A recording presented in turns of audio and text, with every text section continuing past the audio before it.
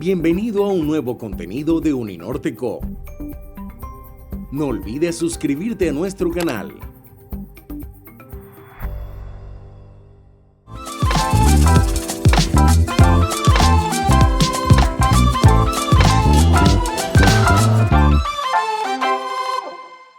Tenemos hoy como invitado a Álvaro Jaramillo, que nos acompaña.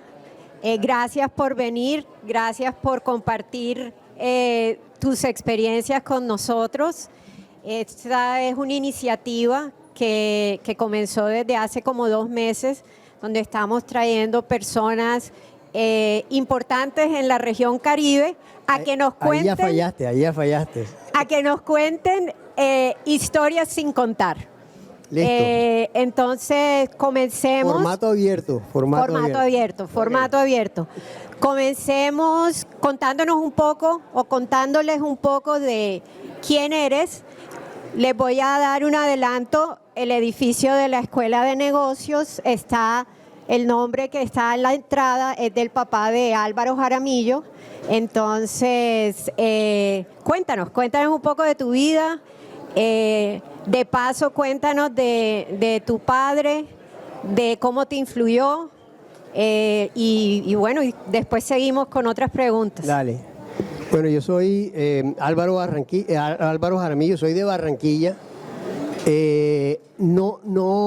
Por circunstancias de la vida, no viví aquí en Barranquilla durante toda mi carrera.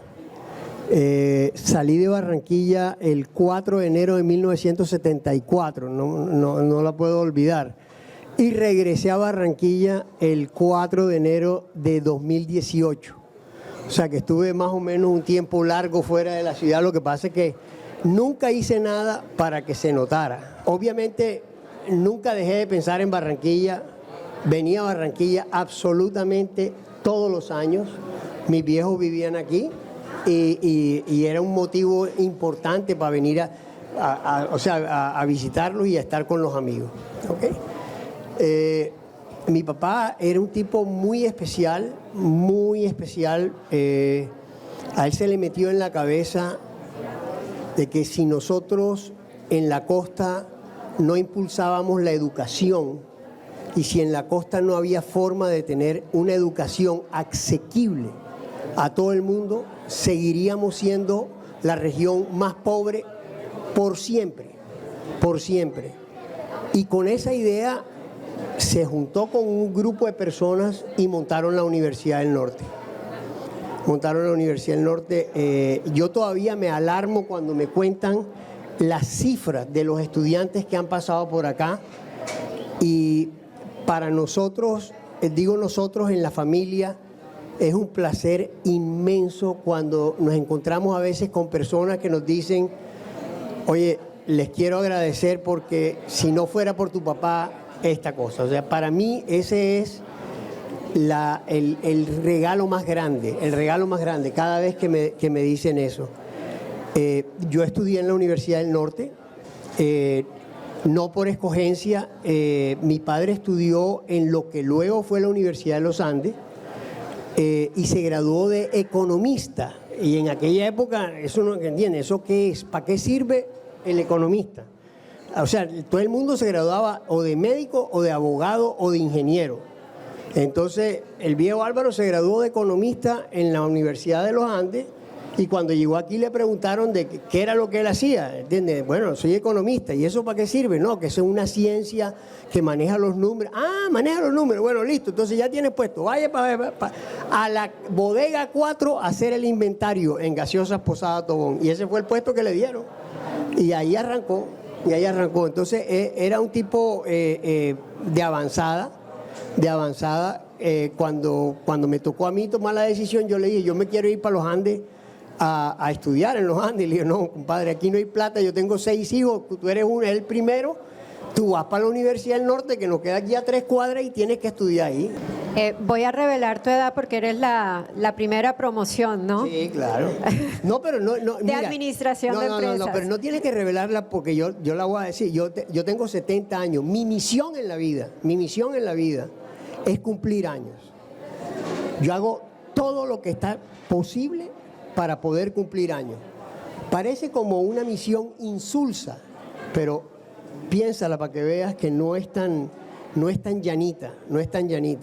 Si tú estás vivo puedes hacer un montón de cosas. ¿Cómo es un día hoy en la vida de Álvaro Jaramillo? Me levanto temprano todos los días, 5 y pico de la mañana, salgo, recojo los periódicos, todavía sigo leyendo periódicos, ¿ok? Yo estaba en la Junta del Tiempo y me mandan todos los periódicos del Tiempo hasta el día que me muera. O sea que ahí tengo que salir, recogerlo, hago el café, me monto en la bicicleta 40, 60 kilómetros diarios. Diarios no, 4 veces a la semana. Hago 40. Esta mañana, por ejemplo, fui hasta la entrada del Bajo de La Habana, hasta el Bajo de La Habana, ida y vuelta. Entonces, ahí ya cuando estoy llegando a la casa, después de esas vueltas, son tipo 10 de la mañana y ya habré recibido emails y cosas, etcétera. Sigo metido en juntas directivas y nada, trabajo en eso, trabajo en las cosas que me gustan. A las 5 de la tarde cierro el chuzo y me pongo a tocar guitarra. Entre chiste y chiste, Álvaro Jaramillo fue presidente de Banco Colombia, que es ahora Bancolombia, y Avianca. Hoy Avianca está fusionándose con Viva Air. ¿Qué piensas de esta fusión? Yo creo que Avianca está entrando en una etapa muy compleja de ser una aerolínea que venía de ser una aerolínea tradicional a convertirse en una aerolínea low cost, o sea, de bajo costo. Son dos mentalidades totalmente diferentes y peor, y esto lo digo porque lo dije en innumerables ocasiones en la Junta, peor es que el sistema es híbrido. Entonces, es low cost dentro de Colombia y mientras cambian todos los aviones va a haber algunas cosas híbridas, pero los aviones los están cambiando a toda velocidad y va a ser low cost en Colombia.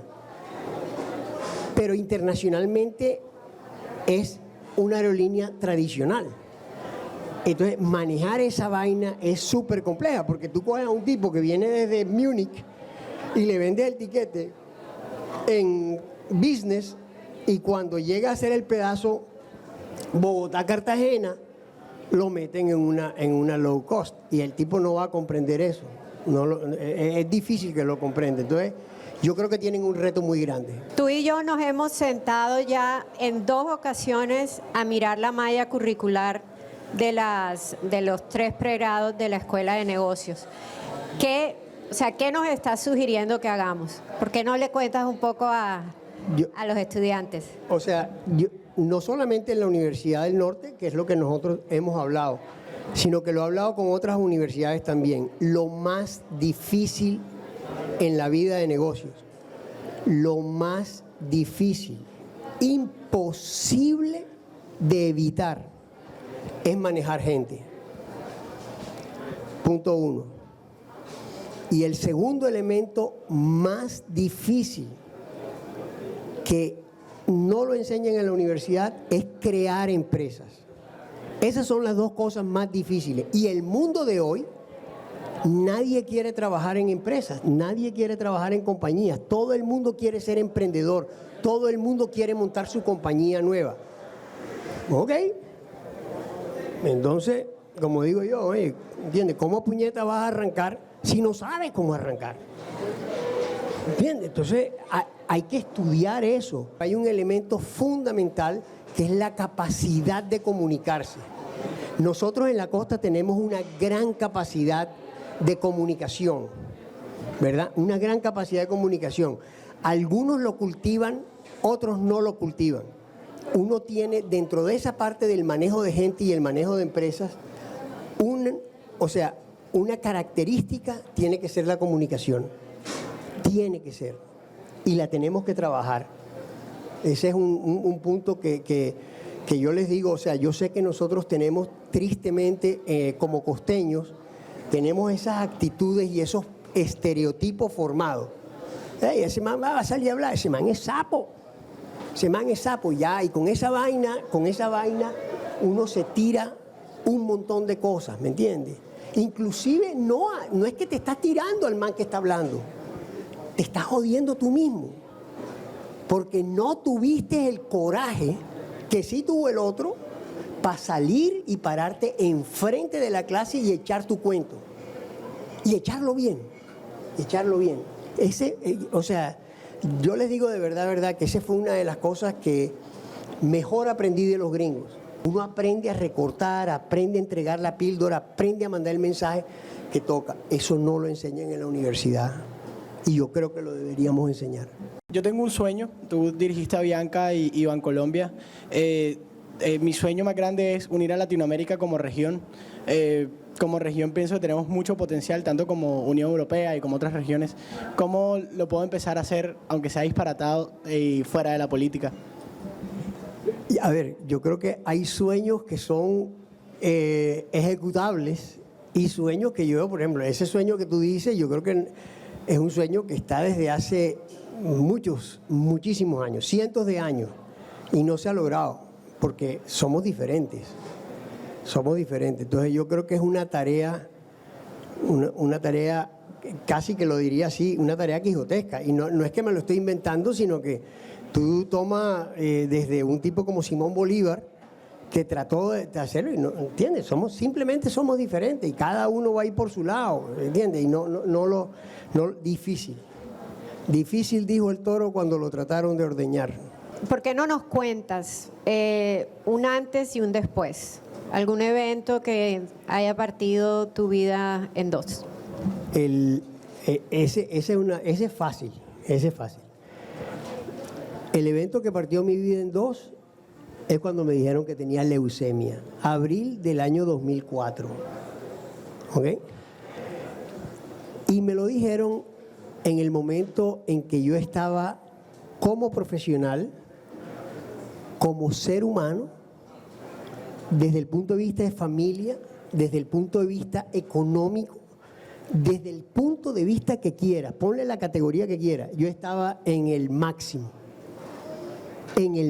absoluto. O sea, habíamos creado una compañía que todavía existe, se llama IQ Outsourcing. En 1997 empecé a convencer al mercado que nosotros debíamos digitalizar las operaciones en el sector financiero. Digitalizar en el 1997. Traímos a Colombia los escáneres más sobrados que habían en Latinoamérica y montamos la compañía. Para el año 2004, la compañía era una compañía rentable. Habíamos dado 1.300 puestos de trabajo en ese momento. Estábamos ganando plata como Dios no, pero así, lo máximo. Y ahí me dicen, saliste premiado, ¿ok? Que yo digo, no es premiado, sino preñado, ¿ok? Así fue. Entonces, ¿qué haces tú? Como yo soy un peleador, lo primero que dije es, esta me la gano yo. Y entonces cambié, entre comillas, eso es mentira, pero cambié mi forma de vida. Entonces, en vez de ir a trabajar a las 7:30 de la mañana hasta las 7 de la noche, le dije a todo el mundo, ahora voy a trabajar desde 9 a 5. Pero era mentira. Las reuniones que antes se demoraban 1 hora, ahora las demoraba 20 minutos, pero bombeando y dándole. Y obviamente a los 3 años me dijeron, hey, esta vaina, nada.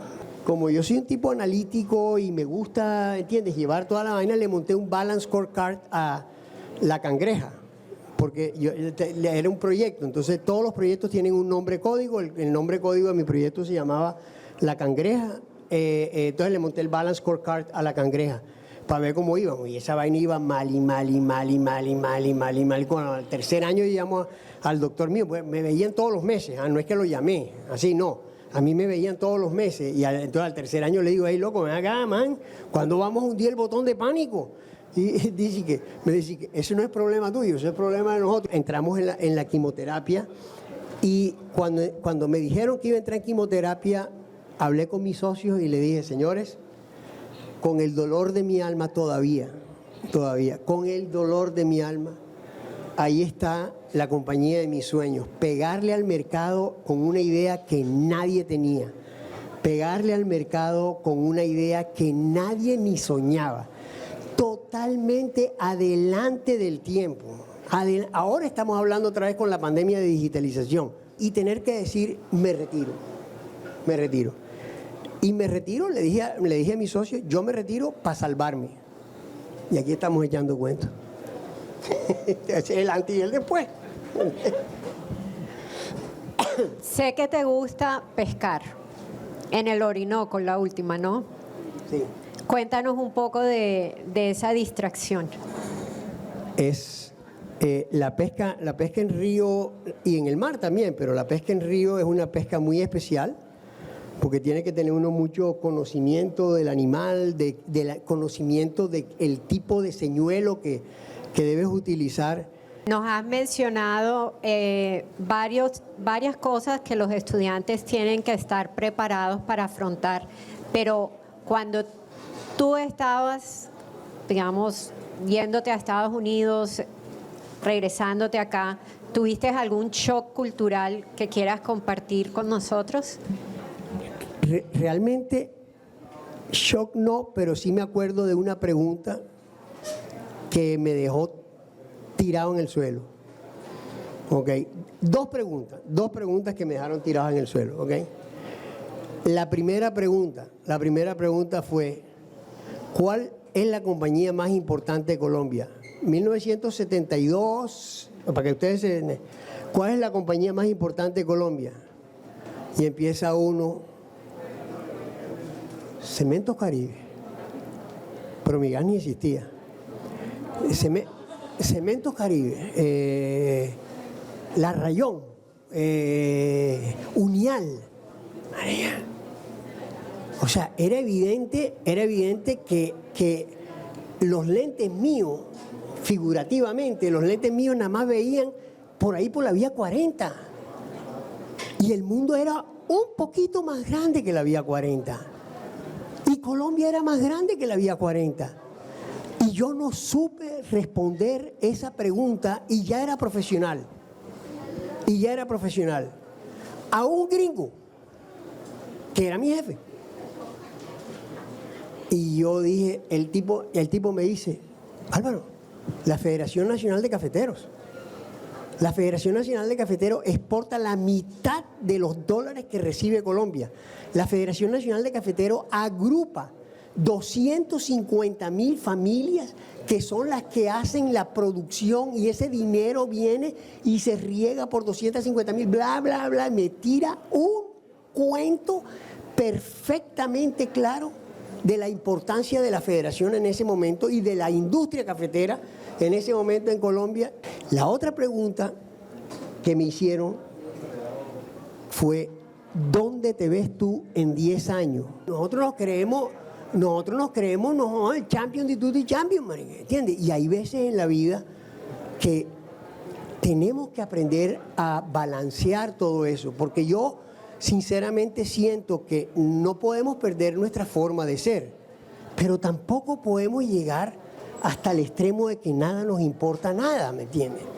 No, eso no puede ser. Te voy a hacer una pregunta difícil. ¿Qué piensas de la frase, cógela suave? Y al paso en República Dominicana, al paso, cógela suave. Dos cosas. Cuando estás tratando de trabajar en el balance de tu vida, esa cógela suave es válida, ¿verdad? Cuando estás tratando de lograr ese balance de vida, cógela suave es válida. Pero voy a montar una empresa de lo que sea, cógela suave. Nada, yo te digo qué va a pasar con esa empresa. ¿Cuáles son los retos más grandes que tú crees que los jóvenes que se están graduando hoy de la universidad tienen que enfrentar? En la parte personal, yo creo que lo más difícil siempre será, no ahora. Fue difícil para mí. Yo tuve, como digo yo le doy gracias a Dios que me dio ese cocotazo. Porque si yo no hubiera tenido ese cocotazo, yo nunca hubiera hecho el balance de mi vida. De tener una paz ¿verdad? Como persona, de poder hacer todas las cosas que yo quería hacer como persona y tener también esa paz desde el punto de vista profesional por haberlo logrado y todas las cosas, ¿ok? Esta pregunta es algo más personal. Cuéntanos de una persona que haya marcado tu vida. Primero, mi primer jefe, el viejo Álvaro. ¿Ok? Y te digo de una vez que tuve una gran suerte en mi vida de tener excelentes jefes. De hecho, nunca le he dado un consejo diferente a la gente de la familia y a cualquier persona, a los hijos de mis amigos, cuando me vienen a hablar que están saliendo de la universidad y que están buscando puestos, la primera cosa que yo les digo es, no me digas la compañía, investiga quién va a ser tu jefe y asegúrate que tienes un buen jefe. Asegúrate que tienes un buen jefe. Nada lo hace crecer a uno más que un jefe excelente. Y nada te puede destruir más que encontrar un tetratal de esos por ahí que hay y bastantes. Mi viejo fue mi primer jefe.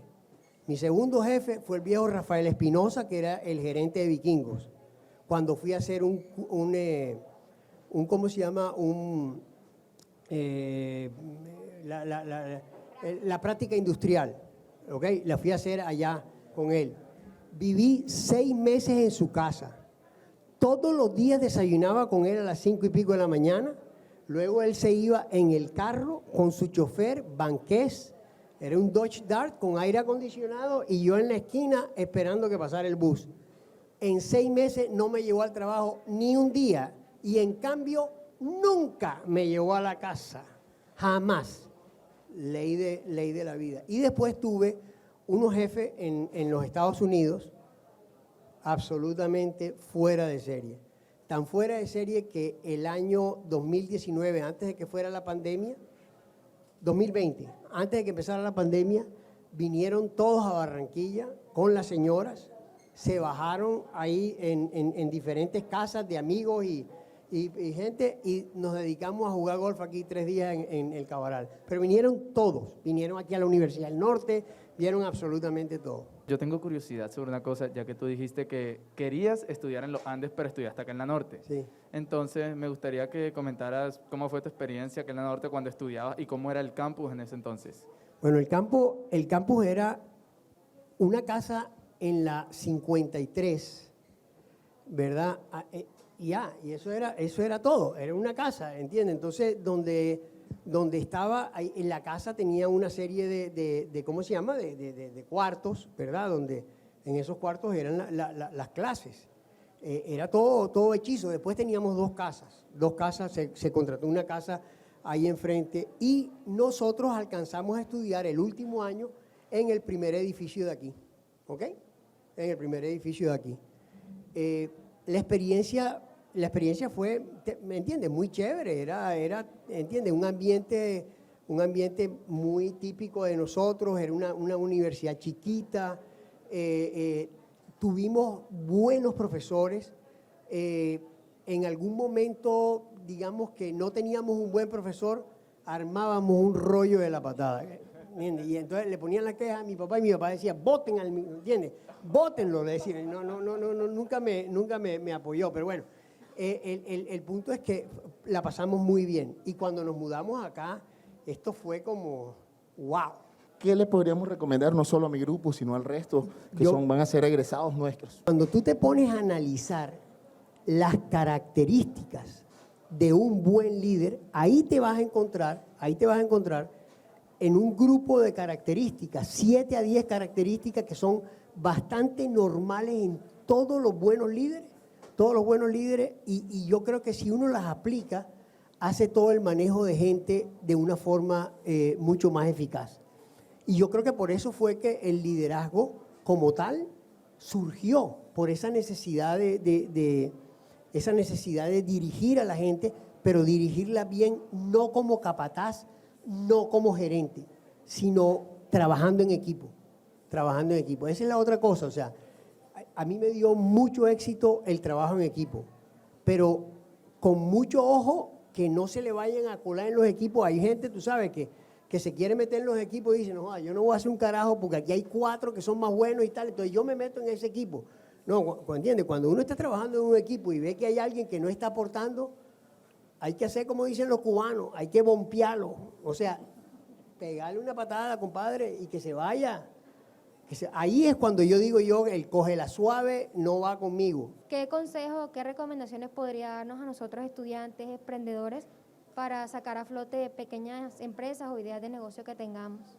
La vida tiene tres grandes etapas, ¿ok? 3 grandes etapas. El PowerPoint, ese le cabe todo. Tú le metes al cabe PowerPoint, no, lo que quiera. Dile, y siempre está de acuerdo contigo. Siempre, el PowerPoint, siempre está de acuerdo contigo. Segunda etapa es el Excel. Y el Excel te da los resultados que tú quieres que te dé, ¿ok? Entonces tú metes ahí en el Excel y Excel te dice, no, sí, te ganaste un billete, ¿ok? Y la tercera etapa, que es donde sale sangre, es cuando vas para la calle. Ahí es cuando te sale sangre. Entonces, cuando vayas a montar el negocio, no lo arranques por PowerPoint. Arráncalo pensando en la calle. ¿Qué es lo que yo tengo que hacer? Como le decía en aquella época a la gente que estaban en los negocios ¿cómo se llama? De Internet. Hey, ven acá, la fórmula es sencilla y te la voy a dar. La plata que entra tiene que ser mayor que la plata que sale, pero con una diferencia. La plata que entra tiene que venir de clientes satisfechos y no de accionistas. Porque si a ti la única plata que te entra es de los accionistas y tú te la ripias y sale la plata y se quedan sin plata y otra vez los accionistas y vuelve y se va la plata, llega un momento que los accionistas dicen hasta aquí llegaron las canoas y se quiebra. Entonces hay que pensar en números, en la vida real, en números. ¿Cuál es el modelo de negocio? ¿Cómo voy a ganar plata? Y de ahí llegamos a lo que hemos estado hablando nosotros un poco, que es una planeación eficaz. Una planeación, y así lo he dicho siempre en todas las universidades, no para sacar 5 en la universidad, sino para no tener raspones en la tercera etapa. Álvaro, una pregunta. Si tuvieras 22, estás a punto de salir de la universidad, entre emprender, ¿qué harías? Ya sé que si te vas a trabajar buscarías un buen jefe, pero ¿qué harías? ¿Qué industria te irías? ¿Qué te interesaría en este momento con 22? El punto es, en este momento, si tú me dices a mí a los 22 años, si yo tengo una idea que creo que puede ser una idea ganadora de negocio, yo la trabajaría. Yo la trabajaría. Si yo no tengo la idea esa, pero quiero hacerlo, pues, loco, la vaina más inteligente es trabajar con la plata del mister. Entonces, me cojo, me busco una buena empresa, me busco un buen jefe, me pongo a trabajar un rato, ok, listo, yo voy a demorar 3 años en esta compañía mientras yo desarrollo esta idea, ok, o me tiro al agua y paso a las verdes y las maduras durante 3 años, pero saco el negocio adelante, si tiene la idea. Si no tiene la idea, hey, aprende con la plata del mister, compa, que eso es inteligente, no tiene ningún problema.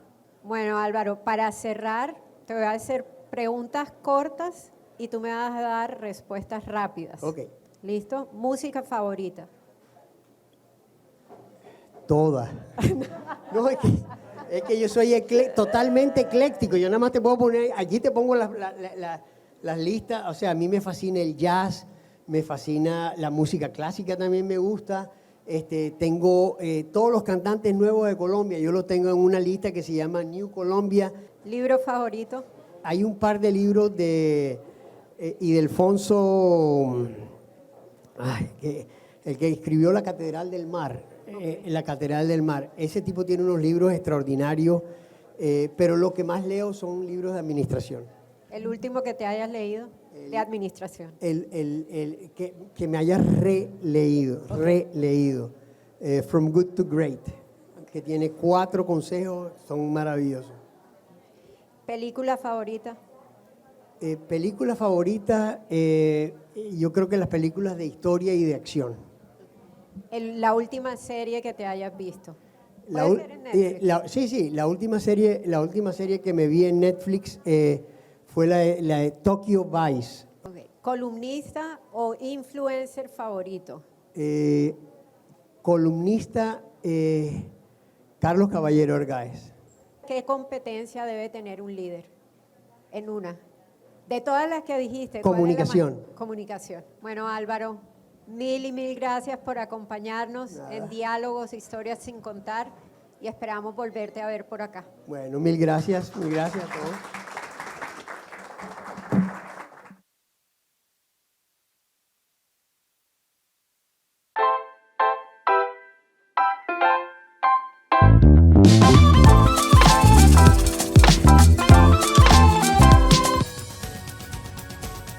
Los siguientes contenidos de Uninorteco te pueden interesar. No olvides suscribirte a nuestro canal.